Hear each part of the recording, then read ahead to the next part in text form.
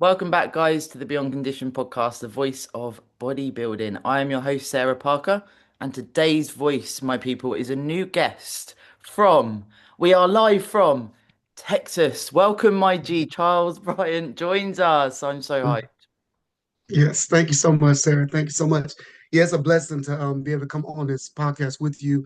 Just talk about the various topics we're going to talk about, competing, bodybuilding, our journeys, mental health, all that good stuff. So, yes, thank you for gracing me to be here.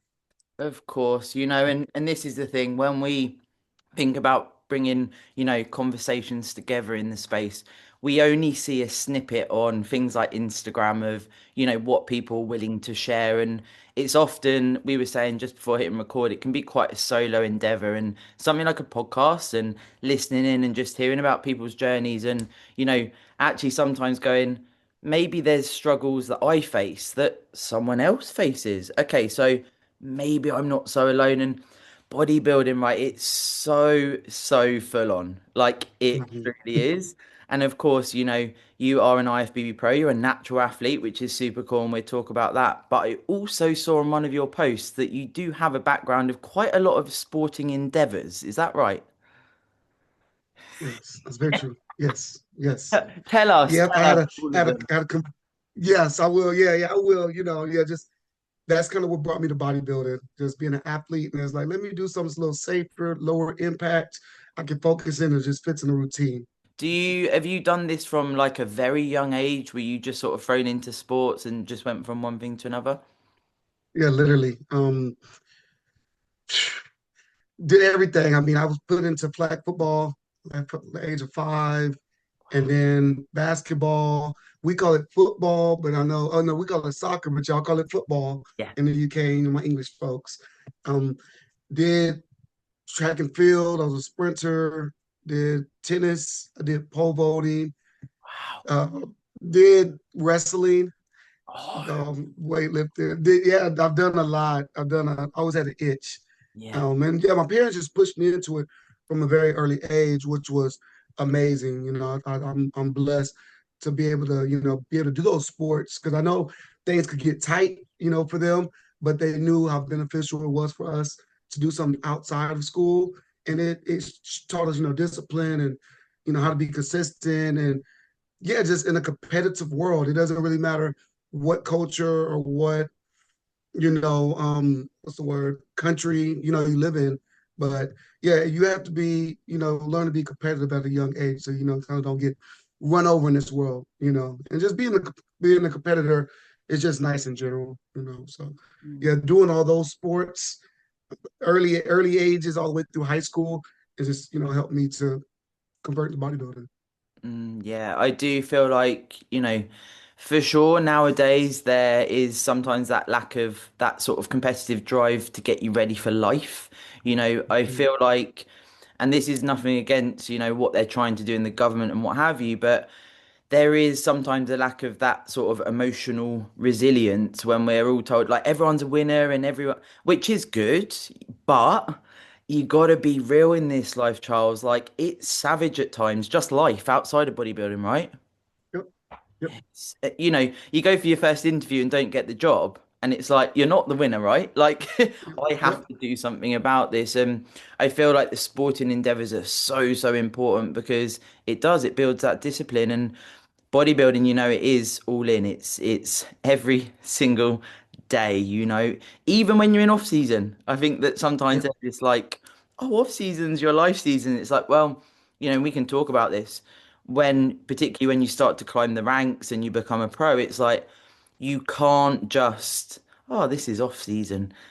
It's Mhm. a lot. And I know from some of your posts as well that you've decided not to compete at the moment and you've decided to, because as you labeled it, as a pro, it's got to be all in. It's 110%, not less than that. And it'd be lovely to sort of hear from your standpoint how that actually felt getting your IFBB Pro card so sort of quickly and having that rise and that pressure off the back of it. Okay, nice. So yeah, just honestly, it came out of nowhere. So I was in the military, the U.S. Air Force for 9 years. You've had a So life. yeah, yeah, that's the reason how I got to the UK. Yeah, I Okay. was in the U.S. Air Force. for 9 years. I got to travel in that time period, like about 30 countries. So Wow. I got to visit a lot of places, deployments and different areas. So having that background also kind of, reinforces a competitive drive, but also just you just got to go out there and get it. You got to also be able to take orders, Yeah. take correction, constructive criticism, and even if it doesn't come across the way you want it to, just know there's a certain way you got to receive it. And the way that you receive it, right? The way that you receive it is the way is how it turns out. Somebody telling you X, Y, and Z, you can look at it one way and be like, man, bump them. Or you can say, oh, let me try this. If it works out, or let me do it a little bit different, but if it works out. So it just teaches you a lot of life skills. So I'm grateful as well. I joined at 19 to the age of 28. I was active in the U.S. Air Force, so just spun right in. Um, so yeah, just so going into the Air Force and then kind of jumping out.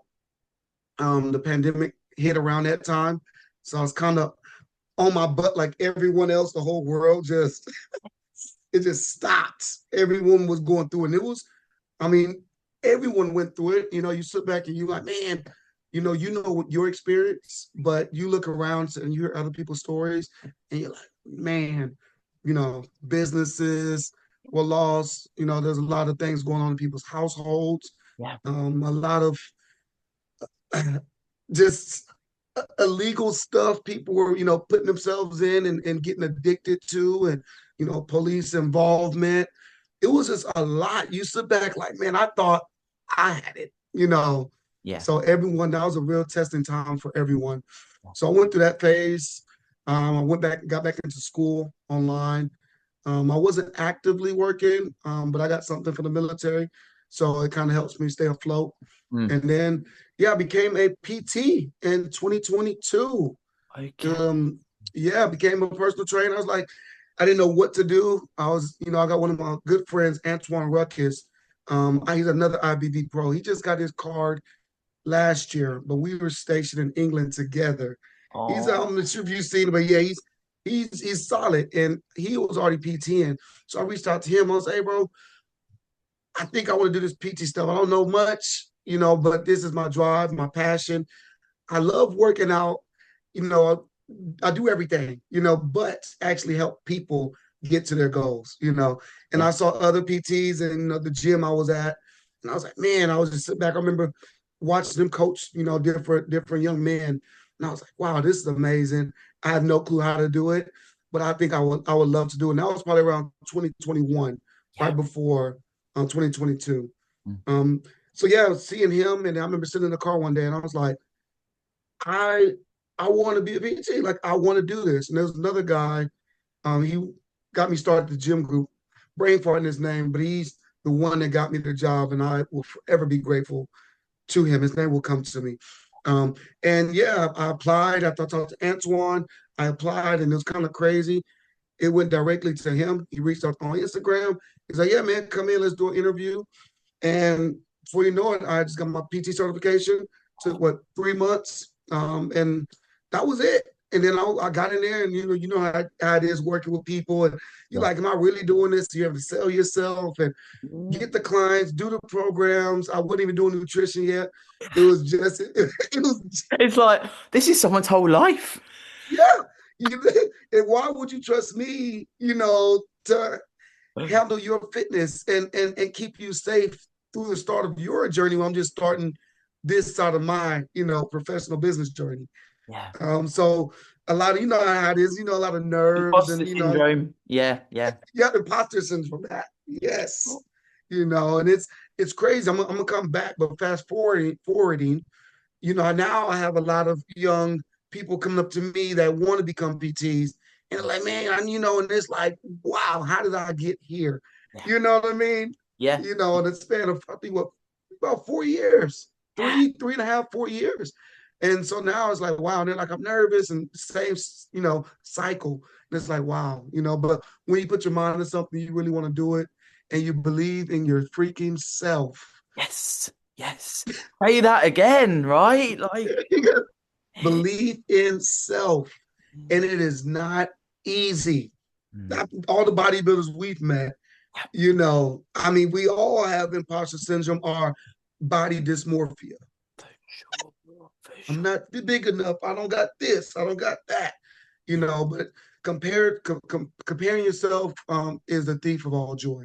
yeah. And that's biblical, but it really is. So yeah, it's hard not to, but I'll say that's the best thing you can do is just focus on yourself and believe in yourself Yeah, compare yourself to wholeheartedly. yourself. Like, That's it. where am I now? What do I need to do? Because I feel like as well, in this echo chamber of social media and wherever Mm, you're looking, guys, like it's so it's so universal to understand this, right? Comparison is the thief of joy, and we all know that deep down. But then there's going to be triggers. There's going to be certain people, and mm, this is the thing, until you are self-aware of it, and this is why I repeat this, guys. If you're listening, you you have to dropping clock it. gems. Yeah, you got to clock it yourself and go, I can't be anybody else. So why not be Mhm. inspired by our peers and compare ourselves to ourselves and do the work, right? That's all you can do, literally. Wild, isn't it? Control what you can control. Everything else is out of your hands. Just like when people, I think you recently said something about people using social media as a judge instead of the judges being the judge, and it was facts. It's like, no, you gotta, whoever's judging you is judging you, but you gotta, compete with yourself. You can't sit around and try to get all these external things to make you feel better. Like, no, put the work in, do what you're supposed to do. If it doesn't work this time, cool, go back to the drawing board and try again. It's all right. Oh, yeah. And I love that you said, what was you said? Try it again. It was something that you said. It'll come back to me. Yeah, Wow. I feel like what you just said there about judging as well.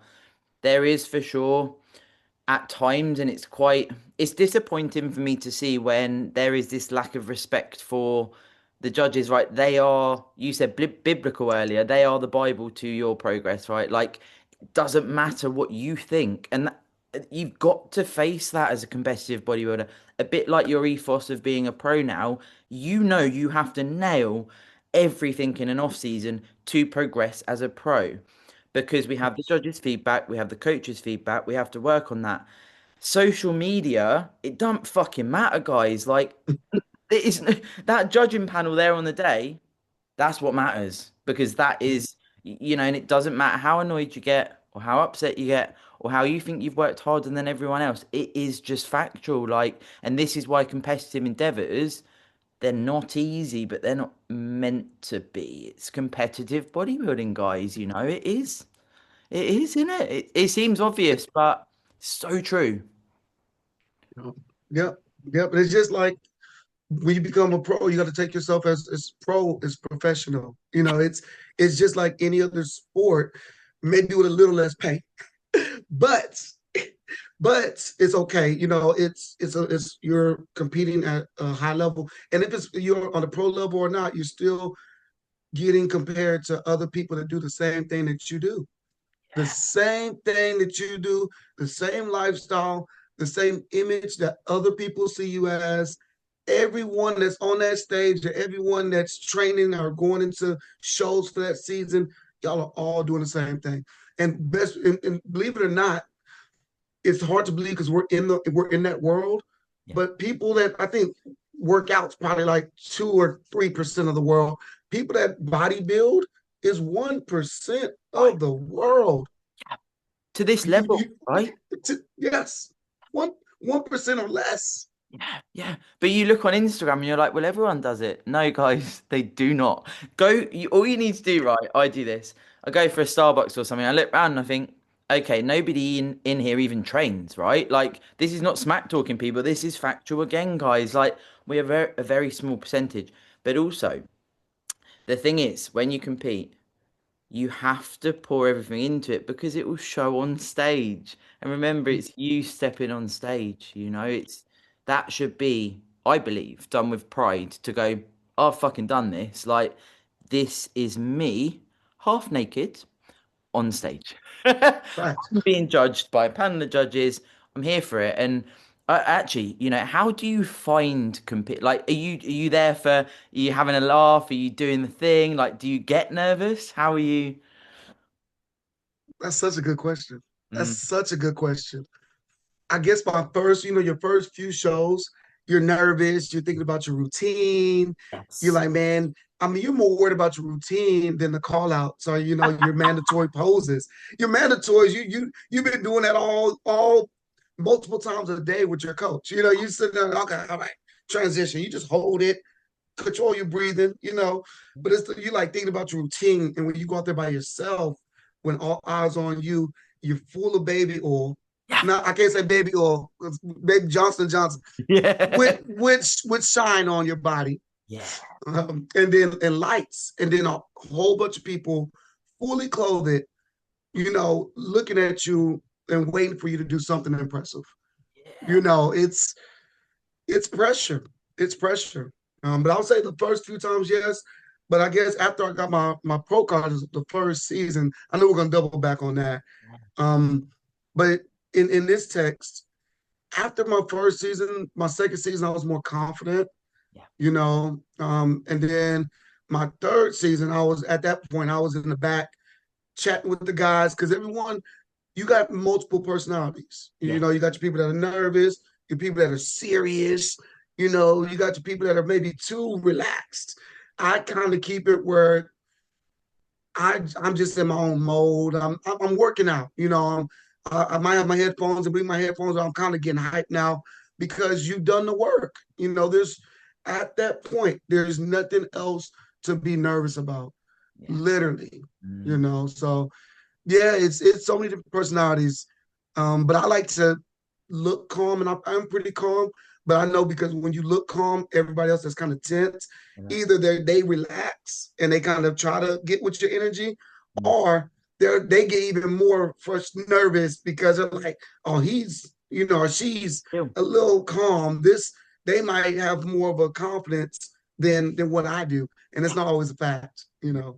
It's like this. I feel like it's almost like in a school ground, like there's people that are like the people that are owning the school playground, and then it's like, but actually, then you get someone that's just like, I don't really care, and then everyone's like, oh, I want to like that person. Who's that person? And then everyone's like in their own, but that message there, this is what is so important when you do get to show day. You can't, if you've done the work, it's literally you doing your thing. And this is the thing, nerves, anxiety, all of these things, particularly in the first few seasons, you don't really know what you're doing. And it's like, okay, I hope this goes well. Once you've done it a few times, it's like that can be a thief of joy.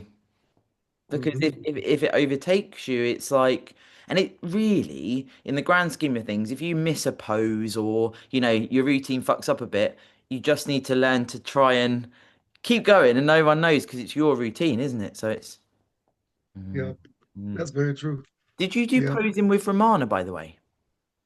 I did some, yes. I did some. I did my second season. My coach was Matt Parker. Big Yeah. shout out to Matt, my guy.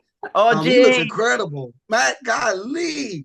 He looks from last year to this year. I'm like, yeah, he's looking amazing. Him and G, his wife, they're amazing people. Yeah. I love them. And I can't thank them enough for getting me started. I had to drive, but having a coach and someone that believes in you and supports in you and carries you through, when it gets tough, dark, lonely, rough relationships.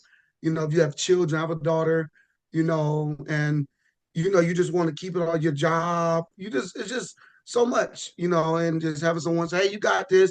Okay, you need to take a day off. You can't do the extra cardio today. It's okay. Tomorrow, let's get back on that horse. And that little bit, really helps. So Mm. yeah, if you got a solid coach, or if you don't have a coach, when I say get a coach, but I would recommend a coach, at least your first few seasons Yeah. until you feel like you really got it down like that. But usually the best of the best always have a coach. So Yeah. but that helps a lot too. Don't go cheap. Don't be like, oh, I'm gonna coach myself through my first season. Good luck. Yeah. Good freaking luck. Fuck that. Fuck that. Like, oh my God. You see people online. We're not bashing anyone, but it's just you see some people online like, oh, should I get a coach for my first season? And just, even if you're a PT or online fitness coach, everyone does that. Everyone on the stage is usually has some kind of fitness business background, right?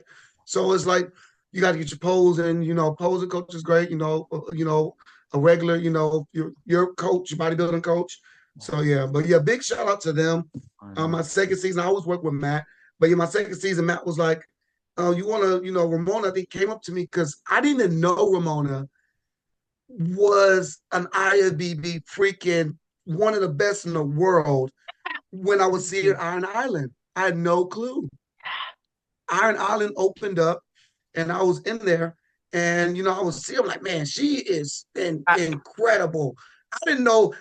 I just got my pro card, so I was feeling myself. 2024, I was feeling myself a little bit, nothing crazy, but I saw her, and I was like, yeah, I need to go back to the drawing board.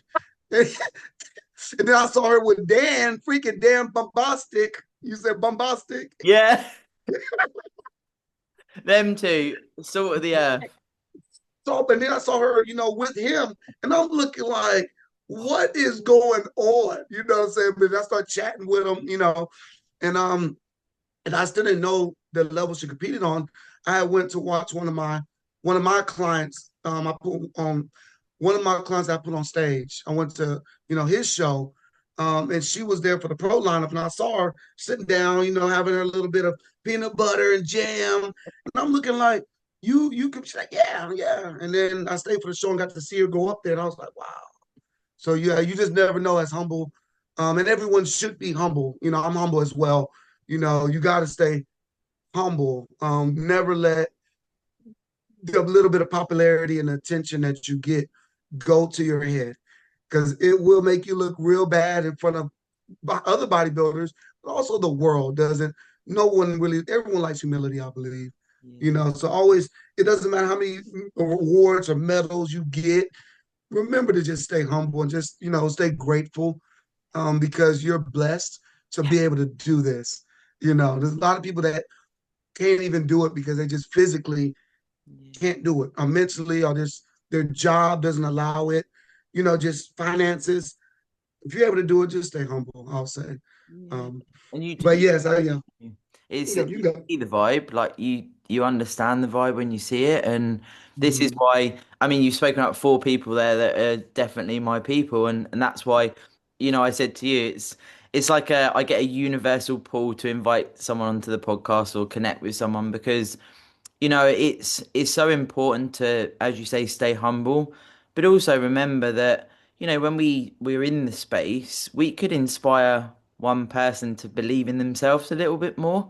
And Mm. we both, you got that from Matt and G. I got that from my first coach, and we wouldn't be sitting here potentially with what Yep. we've done without that one person believing us. And I love how you've mentioned and credited them because guys, don't forget, the people that have helped you along the way. It's so important to put that out into the ether. I never Yep. forget the people that have helped me ever.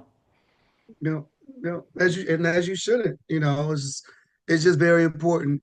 Just to give people their flowers, because you're now inspiring others as well, and you're helping others as well.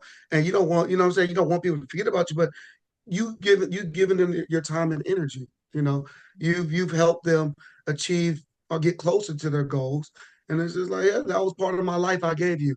It was some of my hours I Yeah. have on this clock. Mm. But people do, So, like it's and this is probably all industries and all areas of life, but you see it in mhm, our bodybuilding world where there's so much sort of catty stuff and like I'm gonna go with that coach and this is better and I don't like that bit.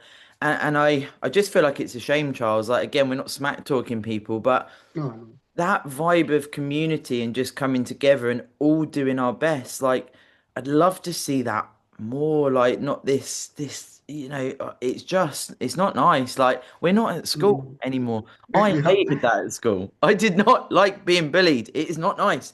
But we do yeah, see this on social media and stuff. And that's why I talk about it because it's like, it really detracts away from you can literally only do your best, as we've already said. Like, and that coaching bubble, so probably what you and Matt had, you become this like you're just this tight. It's like that's your person, isn't it? Yeah, yep, yep, I yep, love that. It's such a vibe. And like when you're pumping up and doing your check-ins, oh, yeah. I love Yeah, it. having that support and just knowing someone genuinely has your best interest at heart. You Yeah. know, it's nice, and that literally transfers into you being a better coach. You know, Yeah. because I was already PTing, and I had my clients, just regular lifestyle. Mm. But showing me that attention and responding the way he did, and giving that extra effort only bettered me with mine. I got to the point where some of my clients were like, I'm good, Charles. He's like, Coach, I'm good. And I'm like, I'm just making sure because I now know how that feels. you Yeah. know and somebody's just always supporting you. It's gonna propel you and motivate you to move correctly. you Yeah, know for sure. How did you find Matt? Man, that's a really good question, sir. Very good question. So when I started PT in 2022. I'm 35 now. That was 4 years ago. I was 31. Okay. So I was 31. I started PT and I was in a decent physique. I've been training since I was 13 years old. So I've been trained lifting weights for, what is that, 20. 21 years? Is that it? No, 13 to 35, Yeah, 20, 20. 22, Yeah. 22 years. I Whoa. think I'm 36. I'm like, how the hell did that happen? How? How? When you gotta when you gotta do math, you gotta think. The numbers are getting large. So yeah, so it was about so it was about 4 years ago. And then so I was 31 and I was PT and I'm in the gym and a whole bunch of guys, come up to me like, man, do you compete? Do you compete? Do you compete? And I'm like, no, I just started PTing and I think that's gonna be too much. And I was trying to talk myself out of it because it was a new challenge, Yeah. you know. Big So I'm commitment. already a big commitment and a challenge as well. So I was like, yeah, I just started PTing. I don't even got this down yet. I want to make sure I'm giving them the best programs, the best instructions, and to feel like I got this down. And then people are like, you gonna compete? And I'm looking like, So my excuse was I don't want to diet. I don't want to eat chicken and rice. I like weight training, but diet is too constrictive. That's what I would tell everybody. And then when it lasted for I just shut it down. Shut it down. And so I think I started in March 2022. And there was enough people asking me. So it was about a year. It took about a year until it was like a couple competitive power lifters that go to shows, and they were big guys, but they were looking at me like, "How old are you?" And I was like, "I was 31, I was going on 32," and they were like, "You need to compete. Like, what are you waiting for? Like, time is not gonna say on my side, but it's getting there. Where if you're gonna do it, you look like this, you need to freaking do it. You Mm. know, you're Yeah. not a 22, 21 spring chicken no more." So once I had some of those competitive guys tell me, I was like, okay. So yeah, I just honestly, I talked to God, and I was just like, just lead me, put the coach that I need, because I guess once you talk about it, then your phone listens, and so I had different ones on Instagram coming up, and I was okay, I saw a few, and I was like, it didn't click yet. It wasn't. So yeah, eventually it was one day I was just sitting in my car around February 2023. I believe. I hope I got the years right. I believe I do. I do got the years right. Hopefully I do. But yeah, and then yeah, I reached out to him and he jumped on the call me within like 15, 20 minutes of me sending an inquiry. And we jumped on the call. I told him my background, etc. He said, "Yeah, man, let's do it. The season's kind of just getting started. It's February, March. Send me some pictures, send me more pictures." He was like, "Yeah, we can do something with this," and we got to work. We got to freaking work, and from March to freaking November, I hope it don't got the years right. 2023. I hope I do. Yeah, I got my pro card that year. What was that? 4 shows I did, in France. Yeah, out in France. The I forgot the Vitality Naturals they have every year. It's a natural show. Yeah, in France. Then 8 months, crazy, Like, shit, freaking crazy. I'm an IFBB And we done. Pro. Yep, IFBB Pro. Yep, 8 months first season.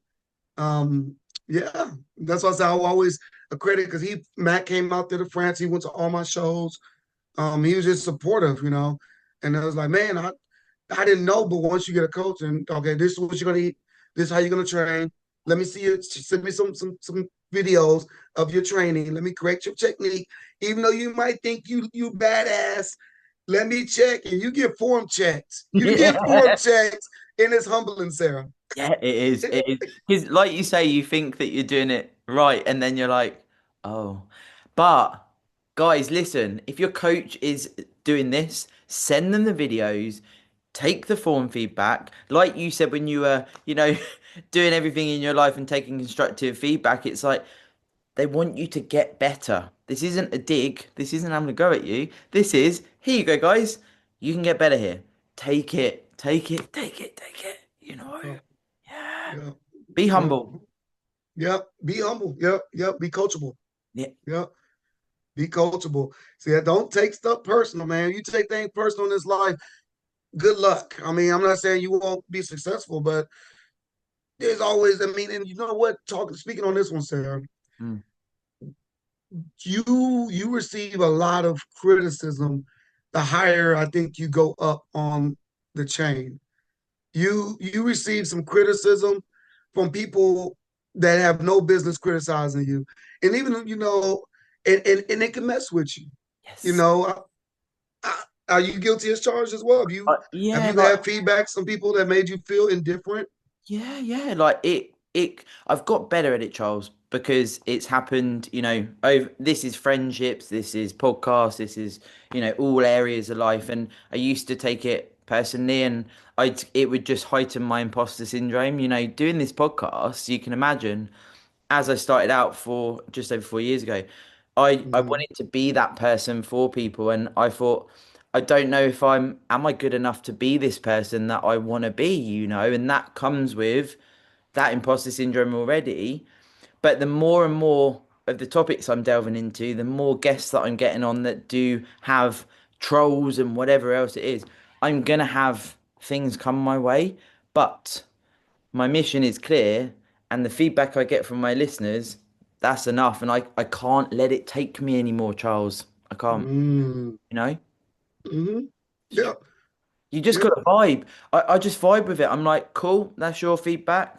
We're good. We're good. The mission is clear. The mission is clear. And trust me, it's But taken how hard is that, Sarah? How hard is years, that? years and years.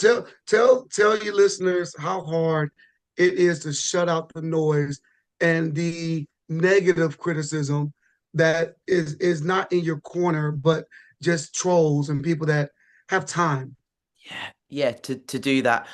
I would Mm-hmm. also think, and I'm sure you're the same, you go through periods of time where you're like, why would someone do that? Like, why would someone do that? Now, I also then went into the rabbit holes of, if someone's doing that, then maybe they're unhappy, and maybe, I need to potentially think, okay, so what position are they in? Because the position I'm in, I can exercise gratefulness every single day without even thinking about it. My life is incredible, and I've worked to get here. And when I Mm-hmm. think about it and dig down on it, it's like, if someone wants to do that to me, if my morals are correct, allow myself to feel it, allow myself sometimes to cry. I've had Mm-hmm. people, friends and stuff, kick back at me, and I could cry for days, but I'm not scared of emotions. That's okay. I will cry, I will get upset. I'll talk about it in my mind. Could I have done better? If I could do better, I won't do that again. I'll get better. But fuck it, like it floors you, Charles. Like it does. Mm-hmm. Particularly when you think it's someone that has got your back, or, and this is outside of the trolls, etc. Yeah, But yeah. it is, and that question you've asked me is such a pivotal thing for me to actually say to people, it's okay to feel. It's okay to feel like someone's maybe let you down or shown their true colors, or whatever it is. Mm-hmm. but Mm, try not to suppress it, because that's what I used to. mm, It used to also just mm. come in my mind. I love it. Don't kick back on your social media, on your stories at the people. Mm, And you see this, right? You're see people digging at people but not naming them. So your social media becomes toxic because of these fuckers, right? It's not you. mm. It's not you. Maybe you take it out on your partner. Maybe you take it out on people around you. Maybe you try and do more as a bodybuilder and actually fuck yourself up. Guys, you've got to be self-aware, and that's what I've had to do. It's true. He's kicking game. Oh my goodness. That was a lot. Yeah. You said nothing wrong. That was Welcome to my brain. that was man, that was a whole lot. I hope y'all took that in because that was a lot of free game right there that you got in like 2 minutes, 3 minutes. Yeah. But yeah, you're all the way right. I mean, you're all the way right, and it can impact you more, like you said, outside of the trolls when it comes to somebody where it's personal. So relationship or friend or family member, you know, even just people in the gym, they start acting different towards you, Yeah. and you're like, what? Y'all used to support, now y'all didn't think I was gonna go to where I'm at, which I'm not even exactly where I want to be because we never are for real. You, Next, next, you next, next. yeah, you should never be satisfied, and it's human nature to not. There's always somebody doing better, Yeah. and we always look that way, which is not always healthy Mm. because it's always good to also look at people that might not be doing as well and just be grateful that you are in the place that you're at. But always looking forward. It's not always, but it's good to keep you going and keep you doing what you are inspiring to do. But yeah, that was a really good point where you mentioned when it comes from people that are close to you. You had bonds with or have bonds with. It impacts you more because they're mostly tied to you in some way. You know. Yeah, I feel as well like I'd like to think I'm a genuine person and I have morals within me that I'd like to think everyone around me understands that I'm trying to do good. And if I am giving, because I won't be a yes man, and I think that's sometimes difficult for people. And, I will say how I feel, or maybe you weren't quite being yourself there, like what's going on. And if people don't like that, that can cause friction.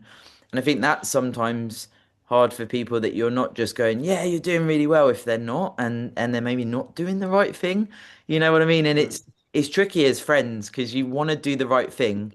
And then you're like, oh, I need to say, because it burns a hole in me, Charles. Like if I need to say what I feel, it's really hard not to. I'm not a dick about it, Mm. but it's like, I oh, know. I know. you know, You like, want the best for others in a genuine, sincere way.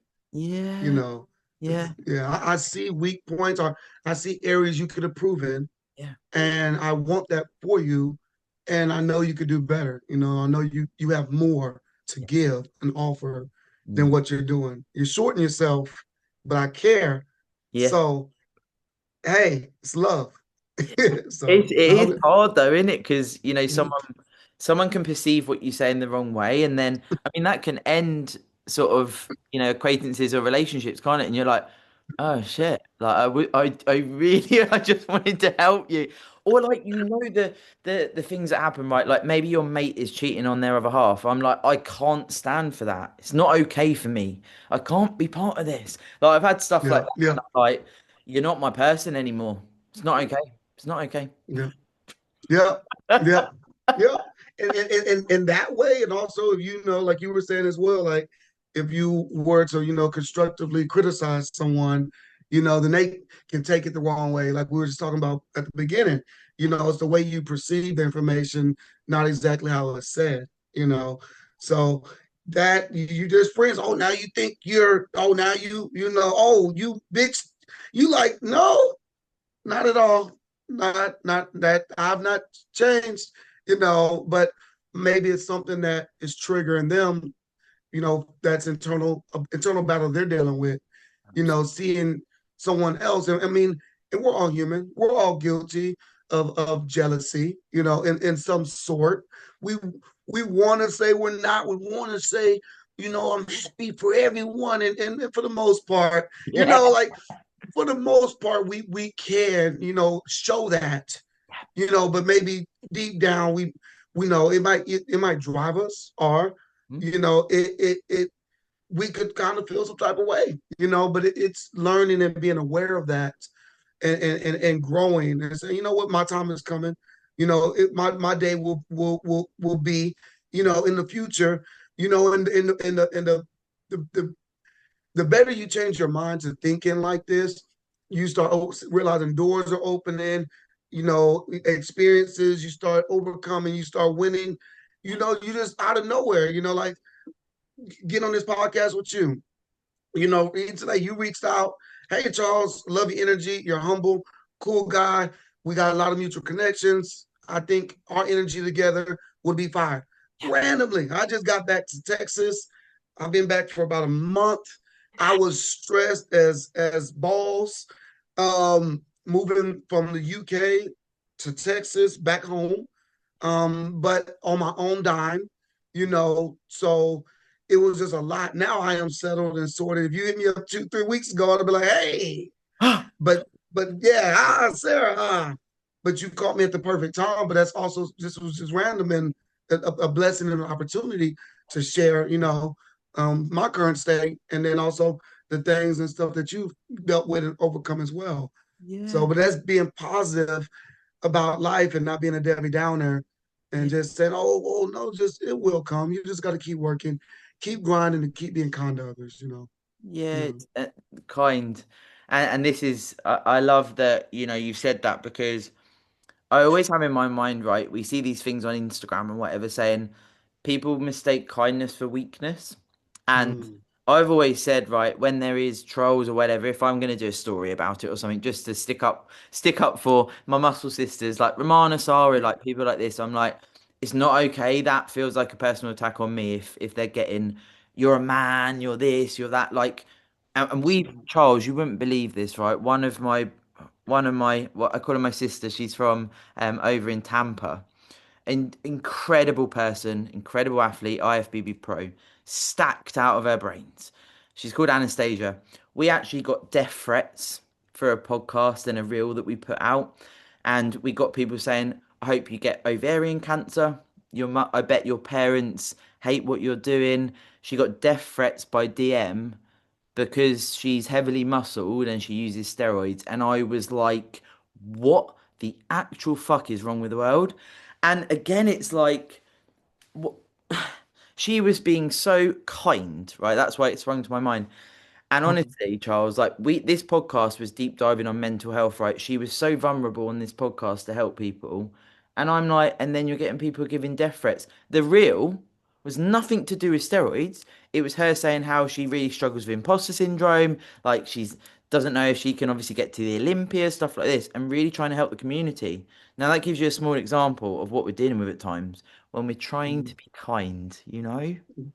Yeah, Fucking wild. that is nasty. That's disgusting.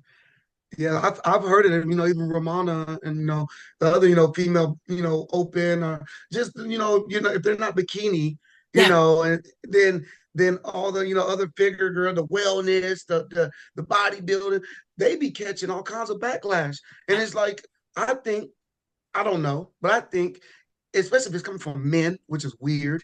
No. That is so weird Yeah. because you don't judge women that have BBLs and Yeah. they got boob jobs.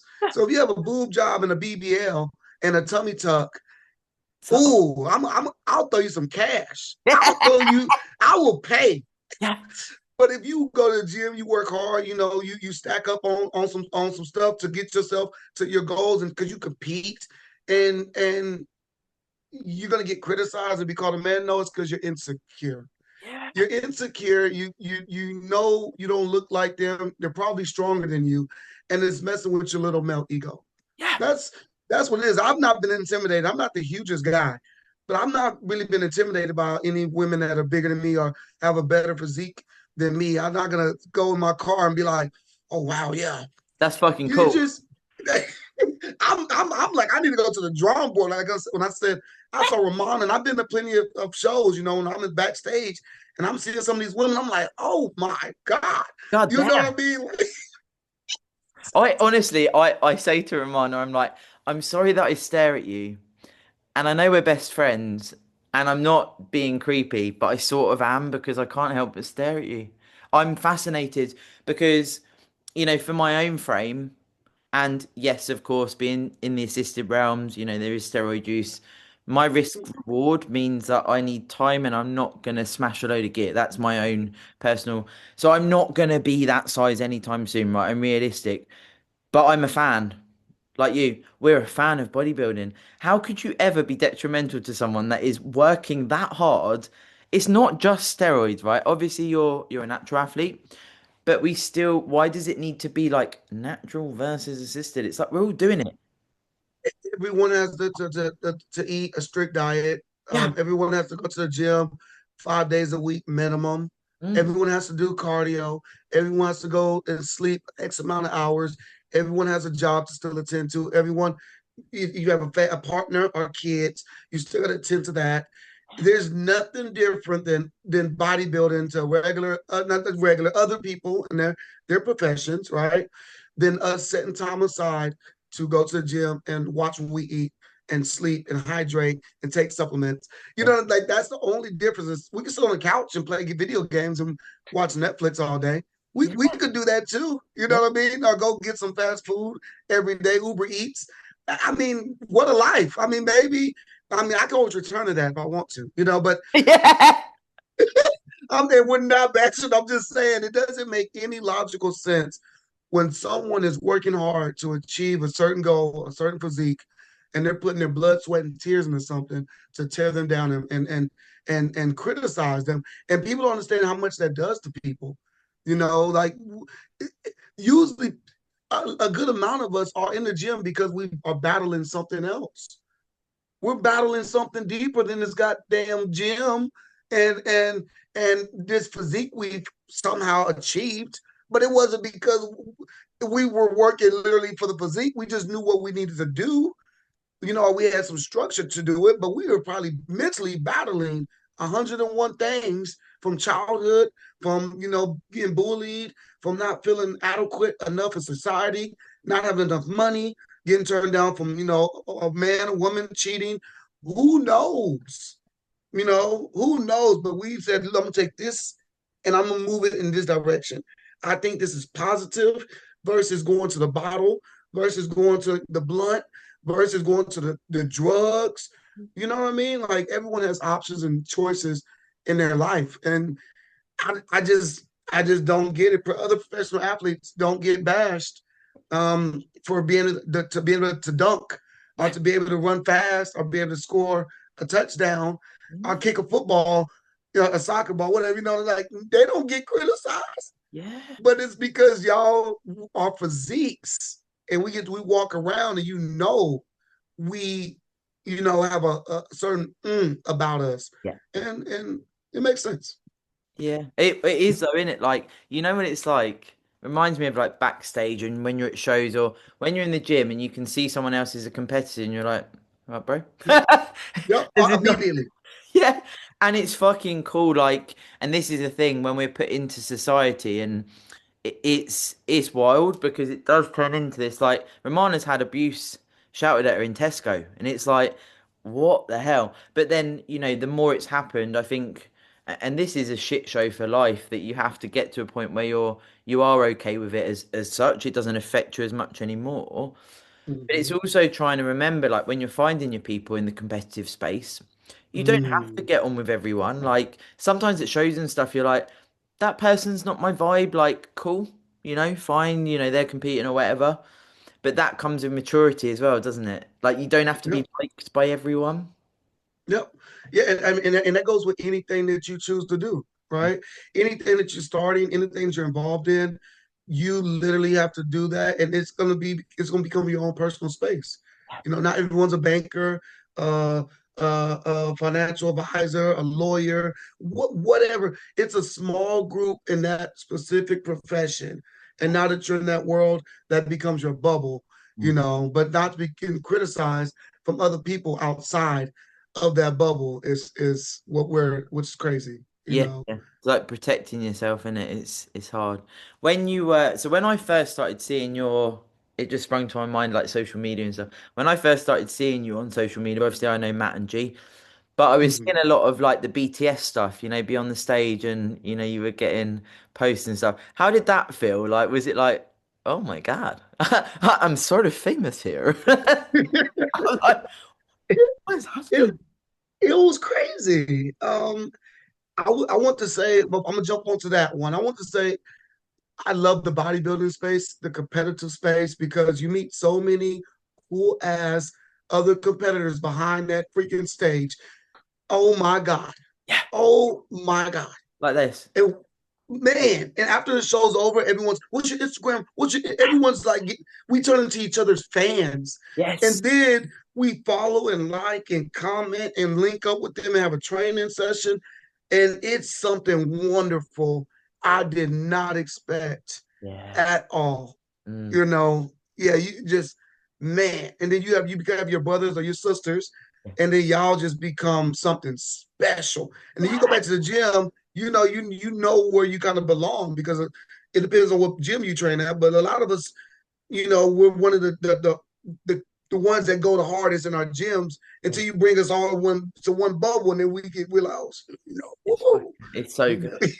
It makes you feel untouchable, like, and that's not being arrogant or anything like that. It's like you also realize, I'm sure you're the same, when you've got those people, it's like I'm not necessarily looking for anyone else to add to that thing. But if they come along, if you're vibing with us, fucking come on in. Like, let's do this. Yeah. It's freedom, isn't it, in people? Mm-hmm. Yeah, the similar mentalities. It's next to none. Mm. Um, but yeah, I want to speak on this. So yes, we had the BT behind the scenes and all that. It was just crazy. It was just so crazy. I Like, don't I that's don't me. yeah, like watching yourself on Instagram, and you're collaborating with people on YouTube, and people, you go to a show and you watching somebody else compete, and people like, oh, you're what's it called? Hey, I'm like, oh yeah, what's good? You like this? Is I got a hoodie and sweatpants. It's crazy. I always acquired it to my red hair. I'm like, it's just my red hair. That's all it is. But no, it's really cool to be able to get that kind of attention, and just it is and just be able to speak and be seen in a positive light. It's positive attention, and it's saying, hey, I respect this person, or I'm gonna give them their flowers because of their physique and their discipline, their structure, their character, their humility. Like if you were a-hole, people will be like, oh, that's that cocky, what's it called, it's such and such. You know what I mean? Yeah. But It someone word comes up to you, spreads. and, yeah, Yeah. oh yeah, it's your aura, your energy. When people come, oh, you what's it called? Hey, nice, I saw you. You're like, wow, this it's nice. Yeah. Yeah. I always say that what I like is for people to talk behind my back in a good way. That's an ambition of mine. Like for everyone that talks behind my back, if that can be Sarah's fucking cool, whatever. It's like I'd love to think that my people have got my back, and I do believe they have. And there's no better feeling when you have X amount of people that are your proper people. Like, Yeah. yeah, you can phone them and go, shit's going down here. I Yeah. need help, and that gives that it just gives the power in people, and you just feel that little bit stronger. And when you are facing periods of time as a competitor, there's people in prep that are going to find that bit hard. The reverse out, maybe that's harder for you. Maybe the off season's harder for you. Like all of them come with their own challenges, and I feel like for your own story of being able to get the pro card so quickly, it's like you're already thrust into the pro league, right? Like, and you didn't expect it, and then it's like, holy shit, I'm a professional athlete. What is going on here? Yeah. Yeah, the second season was crazy. I was up there with Yemi. I think his last name Yemi. He went to Olympia this year. It's a few guys. Of course, it's a pro show, so whoever wins, they usually get a Olympia qualifier. So I've been on stage with people that went to Olympia, and I'm like, this is ridiculous. Year two, Yeah. it's ridiculous. You know, But yeah, just it puts you in a whole different space, but it also locks you in, Yeah. even more. And you just like, I'm not sure if I'm ready, but another challenge, let's go. Let's do it. Do you how are you like reversing out and post show? Do you find that hard, or are you all good in that? So yeah, like that was nice how you broke down the different phases. Mm, And everyone, it affects everyone differently. For me, I like being in prep, even deep in prep, because I can control my food for the most part.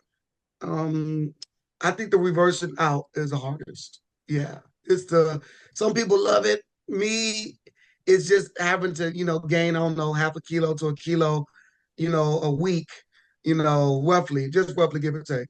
yeah. Every week, and you're just like, I'm not used to eating it. My stomach is shrunk, and now you're telling me I need to stretch it when I've worked 12 to 16 weeks, And I look minimum fucking around that. epic.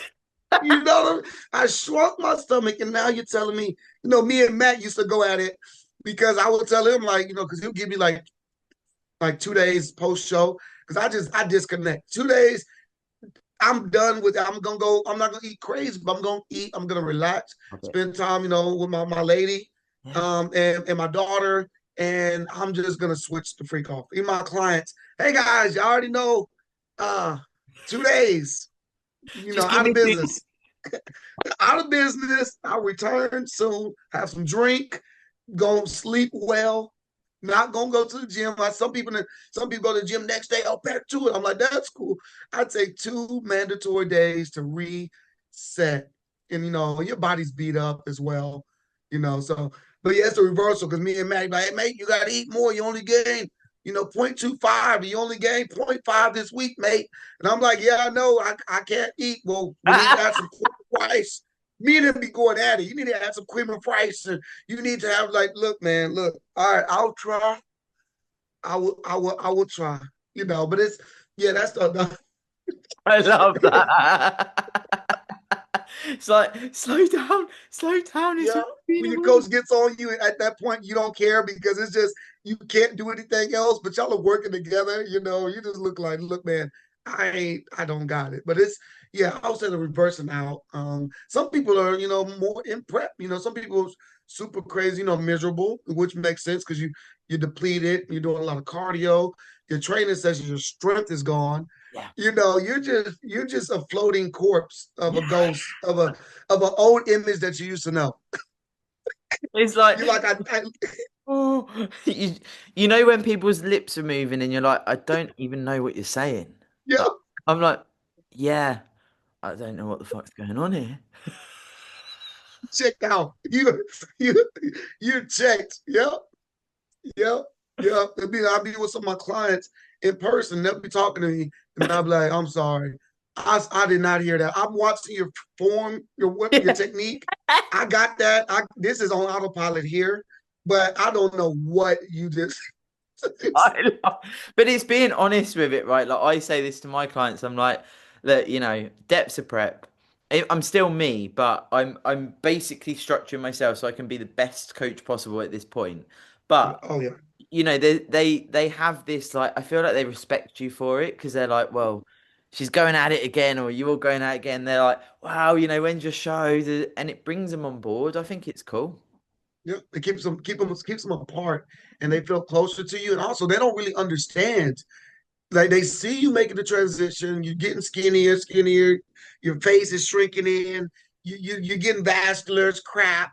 You pull your shirt up, you see every freaking riblet, you see lines you ain't never seen before, and they see it, but they don't know, like, no, this is difficult, y'all are doing something similar, right? Trying to, they're losing weight. It's like I'm doing this, and I get hard on my clients when I'm deep in prep. I'm on their ass. I am on their ass. Sarah, you the same way? Yeah. I'm on the If I'm suffering, you're gonna suffer. period. Period. Like I'm on. They're like, Charles, like coach, you always get so. Yes, I'm 5 weeks out. Look, I'm on the stairmaster for 80, 90 minutes every day. I'm hitting 5 sessions a freaking week. I'm eating 1,300 calories. Carbs are what? Don't make. They're not even What's existent. a carb? I'm, what is a carb? I'm the carb. I'm the carb. I gotta eat a whole bunch of berries because that's the only way I'm gonna feel something. You know what I mean? And y'all are talking about, sorry, coach, I couldn't drop a pound or 2 pounds in a week. Look, man. All right. Well, tell me what you did because I know what you're supposed to do. Let's go back. Yeah. I don't have it. I don't have it. I don't have it. Okay. So yeah, that's I funny. You love do that actually too. what you've just said, though, the outline of what you have to do. We also see it in the space sometimes where people are like, I'm not going to go that low calorie. I'm not going to do that cardio. And you're like, you're fucking stepping on stage, guys. You got to do what you got to do. You're a male, right? And going that low calorie is fucking savage. Crazy. 1,300 and then on training 1,100 on rest. Yeah, yeah.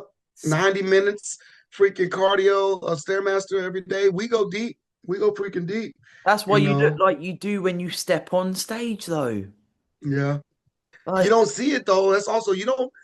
For everyone listening, if you coach or you got to drop your calories and you got to do it more cardio, just do it. It sucks. You got to find the time, but it's gonna be worth it when you go on stage and you get your stage shots and you know you gave it your freaking all. So post show, you can really sit back, and just be like, damn, yeah, wow. And it makes you so much more mentally freaking tough. yeah, yeah. Even the stuff we spoke about, conflict and stuff like that. I mean, at the tail end of prep, I'm like, just fucking do whatever you want to me. I don't give a shit. I can't react right now. It catches up in the post show, and you're like, oh, that happened. But I was so on my ass. But it builds tolerance and an emotional tolerance. Like we spoke about at the start, like, what's going on in life at the moment where it's like, you can't have loads of yes men in your life because it doesn't give you that toughness that we need for life. Life is Mhm. hard, isn't it? Yes, it is. Yeah, Sometimes I think, very. oh, but like you spoke about, you get a break. I talk about the universal energy, and you spoke about it earlier. You get Hmm. something come up. The universe is going, here you go. Do you want this? Do you want this opportunity? I'll take that. Okay. You get a test. Nope, I've overcome the test. I've overcome. You get another sign. Then suddenly you're on this frequency, and you're like, life's Hmm. just there's a path, and it's just Flowing. happening. It's like you're high, but you're not. You know what I'm saying? Hmm. Like Yep. you're like, whoa, this is fucking cool. But then you get Hmm. another challenge. So maybe like where you've had to move back home. Okay, Hmm. this is hard. Come Yep. out the other side, get back on the frequency, right? Yep. Life is literally a roller coaster. Literally, you're not supposed to be at the top forever. You're not supposed to be at the bottom forever. Literally, I always, whenever I'm on a high, I'm super grateful and thankful because I remember that low that was not that long ago. But I know this high is gonna go right back low. I'm expecting it, so I just ride the high wave. So when I get back low, I'm like, God damn it, I'm in the shit again. But the high is going to come back again. But life is supposed to be challenging. It's supposed to not be mundane. You're supposed to always be growing, And also, it's short. It's shorter than we think, and you never know when it's your time. You never freaking think about, man, that guy was just gonna. People pull out of shows all the time. It'd be 2 weeks out, 3 weeks out, they pull out. You're looking like, but life, something happened where they just Oh, yeah, a lot of people like that too, right? That you hear have to pull out last minute, and yeah, you already put all that work in, sir. Right? yeah, yeah. And the thing is, Charles, with the pressure that does come in this day and age, as it were, mainly social media and maybe people in your gym or whatever.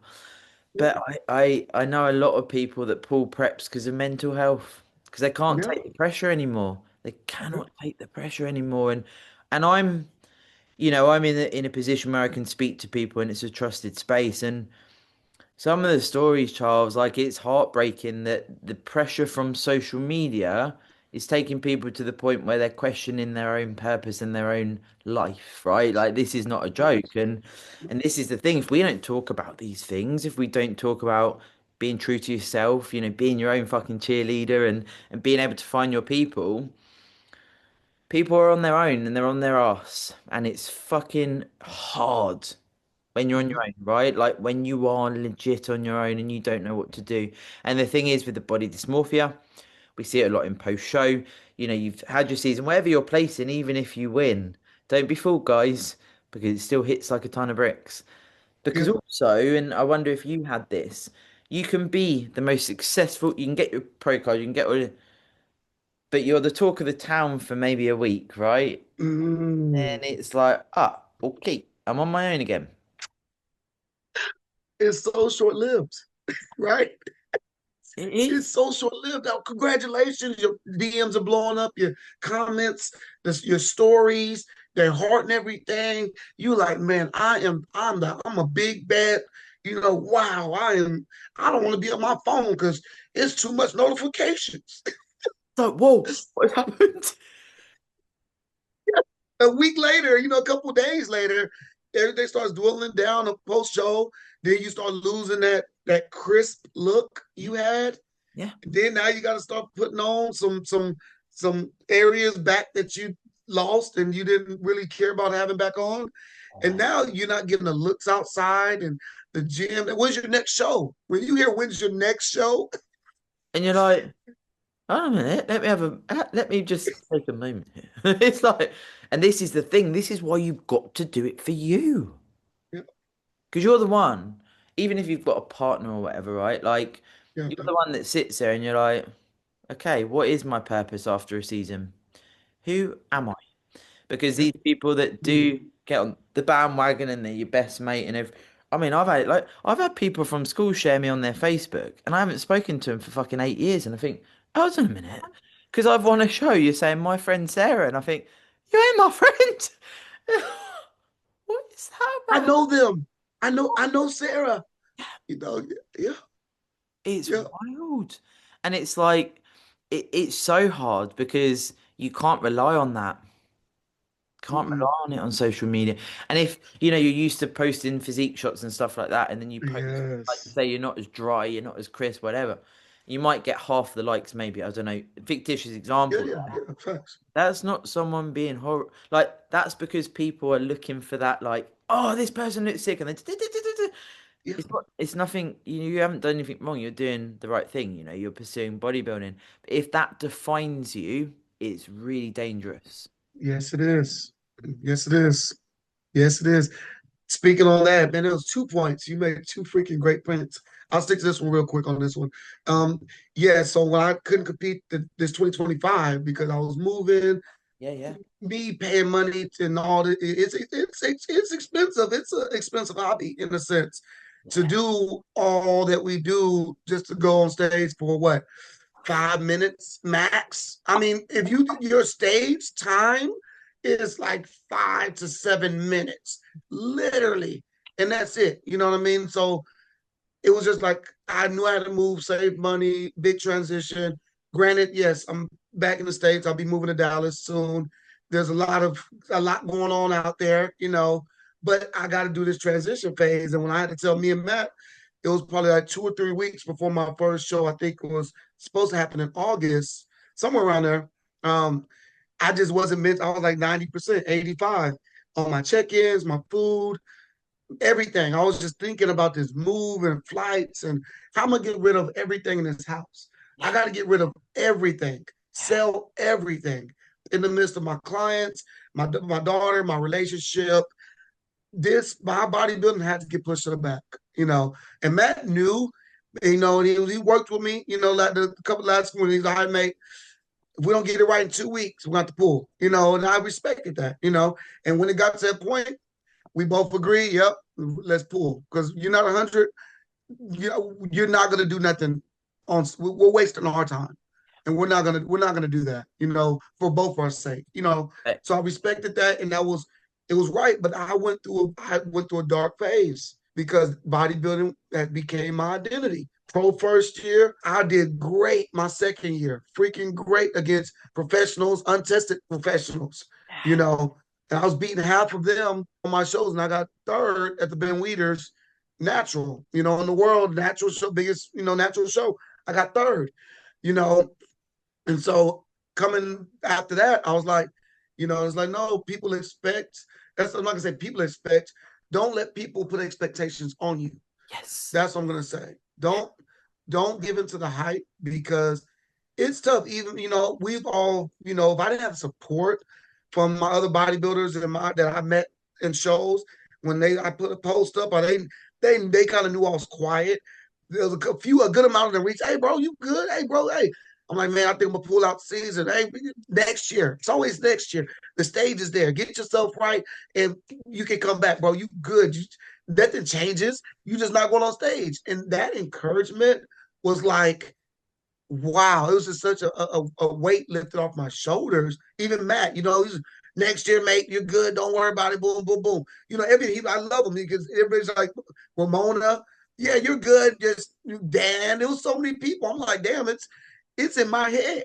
It's like I'm trying to keep an image to everyone else than myself because I know I can't do this, but I don't want to let other people down because now they want to see a better package than I already provided for the last 2 years. That's it, isn't it? That's the name of the game. It is. Because also, Yeah, if you were to step on stage knowing that you couldn't give 100%, it's not going to feel good, mate. nope, not at all. No. Nope, yeah, it's just yeah. So yeah, if you got to take a season off or just make sure you're doing it for yourself. I'm guilty of bodybuilding becoming. I went quiet on socials for like at least a month. I just lost myself. I didn't know who I was. And I'm like, no. And then I was in therapy. I've always been in therapy the last 2 years, but I was in therapy, and my therapist, he's freaking amazing. Antonio Dawson, my freaking guy.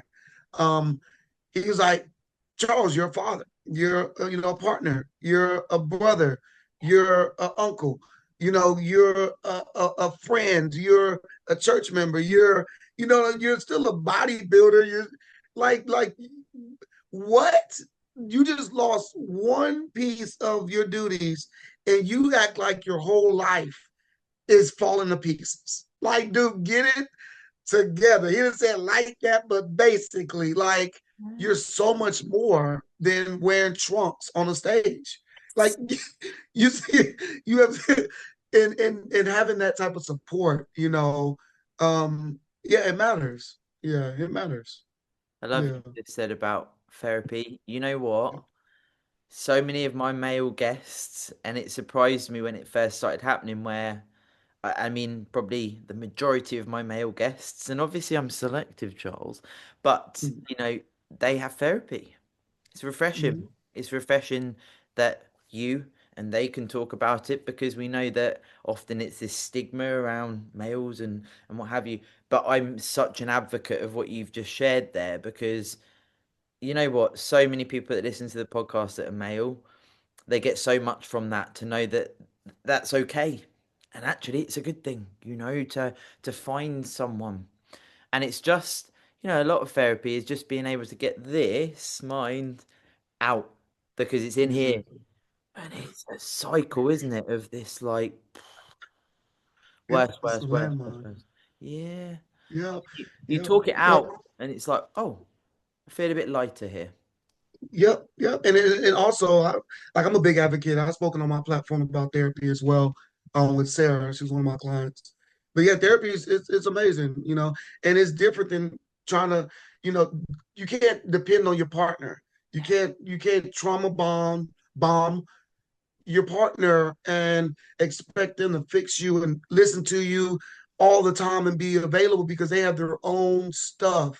We're two different people coming together, trying to mesh our lives, but we're not able to fully take on another person's, responsibilities and duties, especially mentally, because it's so taxing, emotionally. It's taxing, Odd. you know, so much. Your friends. You don't want to be talking to your friends. Y'all play video games. Y'all go outside. Y'all run. Y'all have y'all's activities together.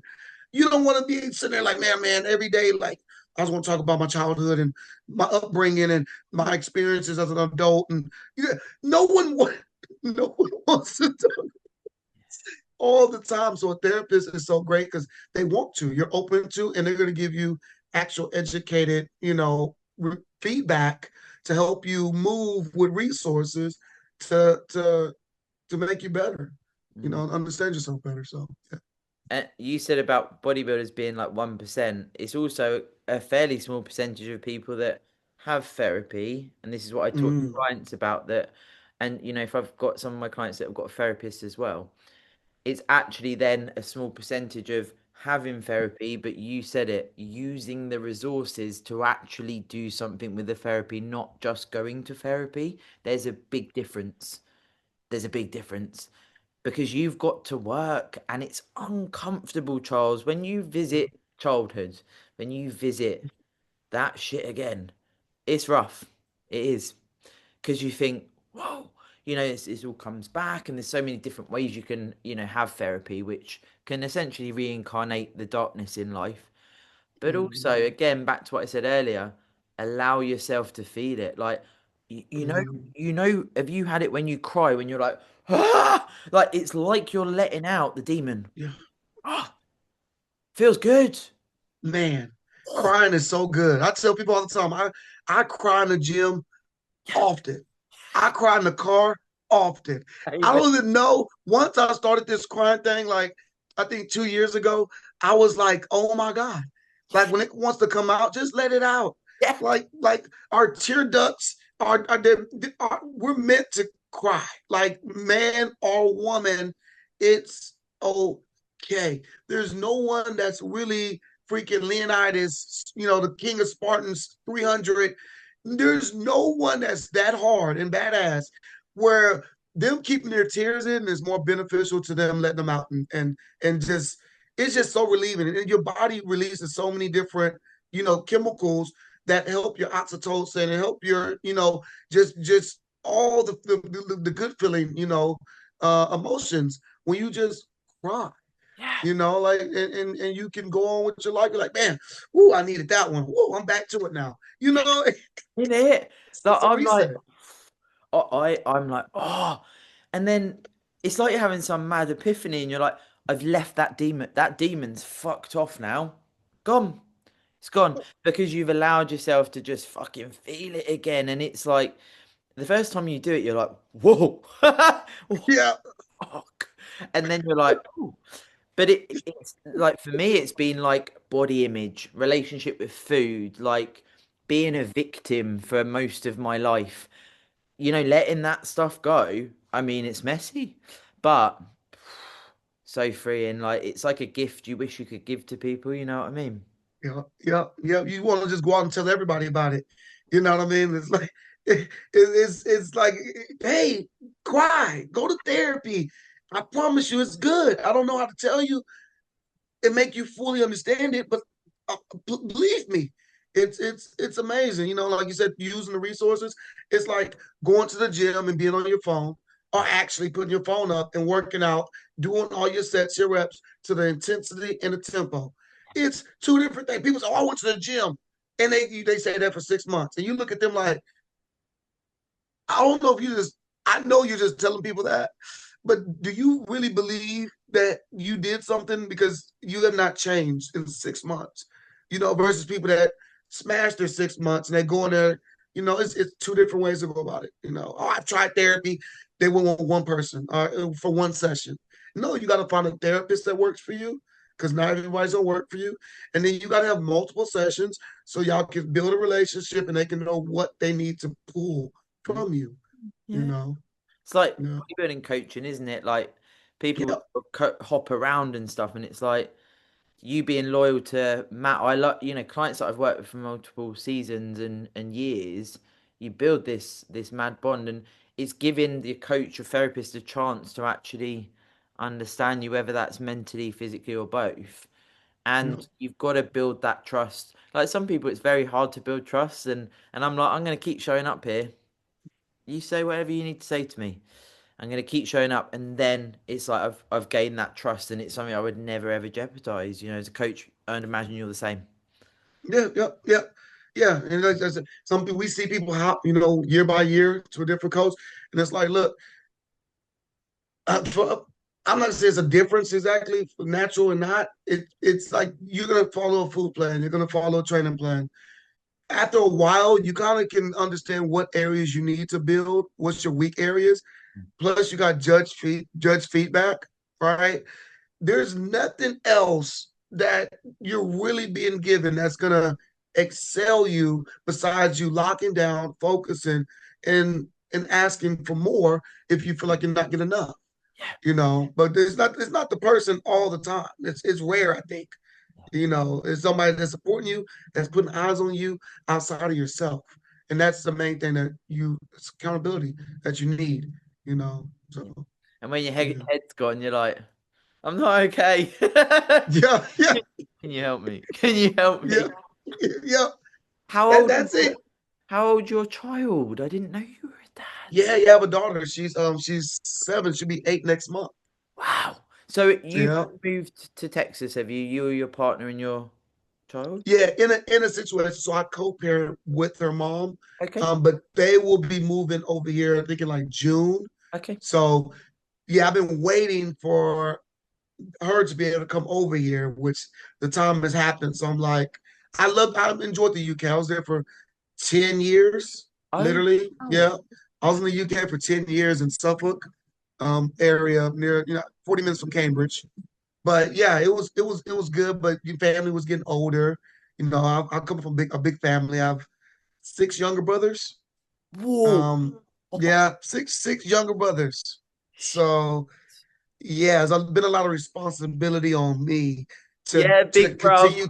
Yeah, G. I'm It's I'm big I'm G. I'm I'm I'm big little bro. I'm everyone's. I look up to everyone now, but they got respect for me, and that's what it's about. It's always being able to take on new challenges and never just get into a place where you get too comfortable. Yeah. And that kills you, mentally. Destroys you mentally. Yeah. And yeah, just always having that constant pressure from my mom, want me to be a role model, me knowing I need to be that role model for my brothers and stuff. So Yeah. yeah, they're major. Now I got a daughter. So, being that male figure, Yeah. that she's gonna want to be with in the future, and another image of me, Yeah. that's what drives me. Mm. That's what drives me. Yeah. Yeah. And you said you're gonna maybe go to Dallas. Yep, yep. I'm in San Antonio right now. That's where I'm from. Yeah. Born and raised, but I'll be moving to Dallas come April. Yes. Yeah. It's a lot of opportunity out there, a lot of shows out there. Dallas is Yeah. like for bodybuilding. One of the Meccas. Yeah. God. Yeah. It's gonna be good. Yeah, Matt's already told me, he's like, mate, I'm coming out there. Da, da, da. I was like, I know. He loves the States. You see some of his stuff. He loves the States. He always gets the trucks and all that. And him and G get a pool in the back. So They are yeah. legends. They are legends. Now, what I'm gonna finish with, I'm gonna ask you a question before I let you go. So, Yeah. if anyone's listening, for your bodybuilding journey so far, is there anything that you could summarize as a bit of advice for people that are listening that are just getting into bodybuilding? Like we've obviously spoken about a lot of things that are gonna help people a hell of a lot, and I'm so glad that we did this. Mhm. But is there anything we've missed or anything that sticks out for you that you would add to the listeners that could take? We covered a lot. I Yeah, would say just make sure you're doing it for the right purposes, the right intentions. It's not bad to try to kind of not cover up, but use it as a shield, as a new identity, and that could go with getting women or getting men or feeling better about yourself or, just being more attractive to the world, but those ultimately are not going to lead you too far in my personal opinion, because people don't really see it like we see it. It means so much more because we're putting the work in, but on the outside, if you're not something like, wow, they never seen, that's how humans are. yeah, Oh, this is new. Okay, that's boring now. It lasts for a moment. yeah, So longevity can only, pursue and happen if you're doing it with the right intentions. I've seen so many guys going to the gym and get in shape, and they think they're gonna get all these women, and they're like, man, I'm still kind of struggling. Or they get into on the level that we get to. I'm not saying we're at a different level, but when you get to a pro competitive, ridiculous physique, you kind of become unattractive. You become unattractive. You go so far, and you don't know it because of our small little pond. That for the general population, it's just like, yeah, you weigh 200, 250 pounds and you just muscle. There's no soft, squishy. Yeah, there's no soft, squishy. We see movies and we see TV and we see these guys chiseled to the bone, and we kind of look better. Most of us look better than them. They're like more model physiques in a sense. They're ideal. Yeah. But when you compete and you take it to the level that you're trying to take it, yeah, you just got to make sure you're doing it for yourself. And that goes for women as well, as we spoke about Ramona and, me and yourself and other women that take criticism from men. You would think men want certain attributes, but when you take it to a different level that they can't understand, Yeah. then they're going to criticize you. And you were doing it for that reason initially. Yeah. So make sure you're doing it for the right reasons, and everything will be all right. That would be my advice. Yeah. Yeah. Do it for you and be a fucking badass. Like, just be Yeah. the badass, but be humble and find your people, because what you put out, it will come back. And as we've Yep. spoken about in the episode, so many things that we've covered. Like I say, I'm very, very grateful that we've done this, because bringing your vibe, I knew this would be, I mean, this was more than I thought it would be. And, just this undercurrent and the messages we've sent in this episode for people, it's going to be huge. So giving your voice to the listeners, my Yeah. friend, across the globe. And I'll put your Instagram obviously in the description, but potentially you might have some males that would want to reach out, or even females, but where you've spoken about some of the things and express vulnerability as I do, it's to help. And it will impact people, Charles, it will. So thank I you. love that. I love that. I'm always open. Anybody want to send me a DM and about anything? Yeah, I appreciate you, Sarah. That was amazing. This one better than I thought as well. I knew it was gonna go smooth, but man, we opened up and we're vulnerable with each other and on this podcast for all the listeners that you have built at this point. And yeah, it's just been a blessing. I'm honored. Yeah. Definitely perfect timing for sure. I So love it. thank you. I love it. And we will keep in touch. Oh, for sure. Oh yeah, we're locked in. You know what we should do? We should do a round table with me, you, and Romana. Woo! Let's do it. I'm Okay. down. Well, guys, Yep. there's your little teaser. I put him on the spot, and now it's going to happen because we say words and we act on them. My G, Yep, for thank sure. you. I appreciate you, sir. Thank you. Thank All right. you. Peace. Bye.